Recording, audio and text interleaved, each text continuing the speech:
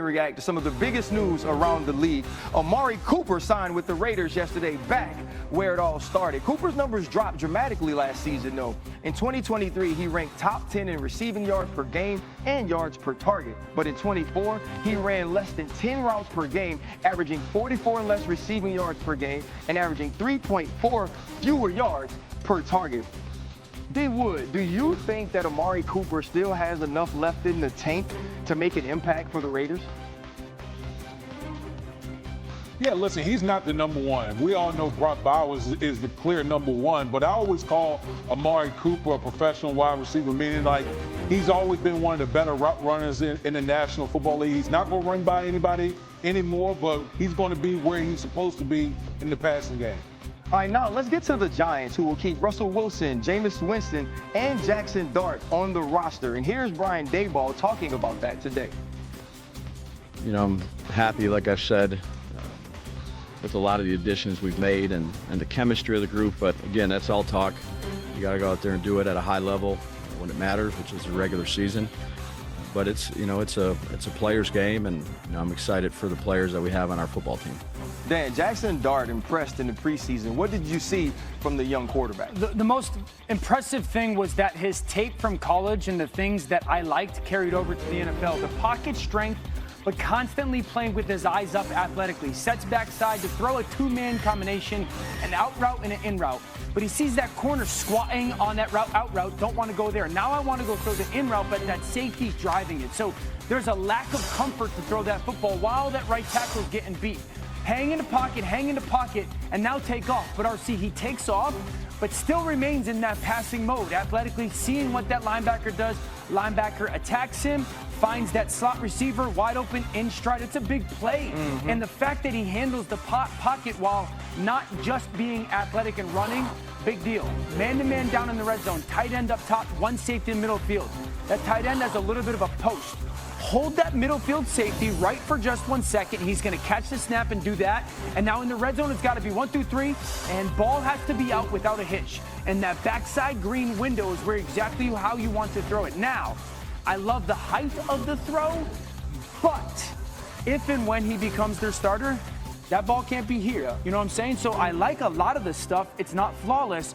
But when you're playing against Washington or Trayvon Diggs in Dallas, and you do that, and that ball's not here, it's batted away, if not picked off. So a lot of really good, but still a ton of room for growth. But I also think that's why when you have a quarterback developer like Brian Daboll, he can have those conversations that this is good, but when we get into the real games against the NFL players, you can't place that football right there. Exactly. You know, and that quarterback room, I think, is much better than it was last year. 100%. Also, another quarterback room that looks totally different is the quarterback room in Seattle. They signed Sam Darnold in the offseason, taking him away from Minnesota, and Geno Smith is Viva Las Vegas, and they drafted Jalen Milroe. Here's Mike McDonald to tell us a little bit about where he goes. We're going to have plays for Jalen and game plans, and he's going to rep those are the ones. And, however we build the package for him going into games, he needs those reps and walkthrough and full speed, so that's going to be important. How we do it, who gets how many reps, all that. I mean, obviously, Sam, it starts with how many reps he needs to get ready, and then we kind of work off from there. D. Wood, after hearing what Mike McDonald just said, do you like the way they're going to use Jalen Milroe? I do, because I think he's going to get a package of plays, and that's going to, it gives him an opportunity to be on the field and help with his development. But I think more so from a strategic standpoint, these two quarterbacks are totally different. We know with Jalen Milroe, he is a very athletic quarterback. And can you imagine how opposing defense is going to have to prepare for not only Sam Darnold, but now you also got to prepare for Jalen Milroe, which takes away from your preparation from the starter. So I love how the Seattle Seahawks are going to deploy Jalen Milroe in this situation. I love it. Now the San Francisco 49ers, who they play in week 1, and I think the Pittsburgh Steelers in week 2 and so on, you've got to prepare. You got to spend time preparing for something. You also don't really know what it's going to be. This is a guessing game in some ways for those defenses. So I love the fact that Mike McDonald is just planting that to those teams. Number two, who is the Seahawks' new offensive coordinator, RC? Clint Kubiak? Clint Kubiak, coming from the New Orleans Saints, who just has this history of Taysom Hill. Yeah. So I would fully expect that now you've got a coordinator.